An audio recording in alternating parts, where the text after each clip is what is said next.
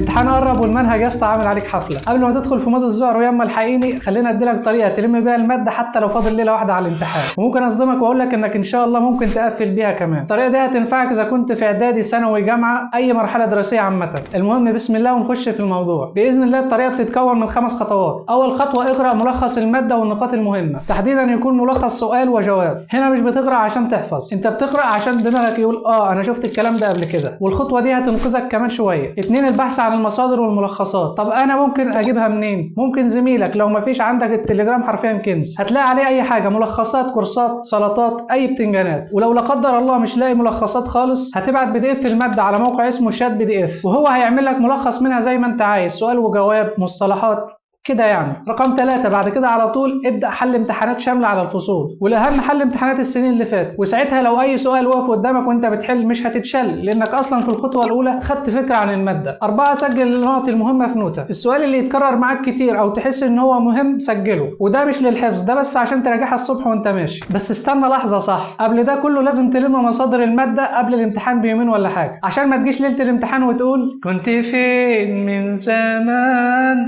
دلوقتي جاي تقول لي امتحان، كنت فين من زمان دلوقتي جاي تقول لي امتحان. ولو حسيت انك تايه ومش فاهم برضه بعد الخطوات الاربعه، فساعتها هيجي دور الخطوه الخامسه، وهنا هتسمع مراجعه ليله الامتحان لاي مدرس على اليوتيوب، ومعظمهم ان شاء الله كويسين. ودايما تخير ان المراجعه تكون قصيره عشان مفيش وقت، وبعدها ارجع حل تاني وهتلاقي الدنيا سهله بعون الله. اذا استخدمت الطريقه دي وانت مش فاهم او ما عندكش خلفيه عن المنهج، فهتنجح بنسبه حلوه جدا. واذا انت عندك فكره عنه ومذاكر شويه حلوين، فباذن الله سهل جدا انك تقفل بيها الماده، لانها كمان سر من اسرار الاوائل اللي مش عايزينك تعرف. فجربها وادعي لي، وما تبقاش اناني وشيرها لزميلك. والسلام عليكم.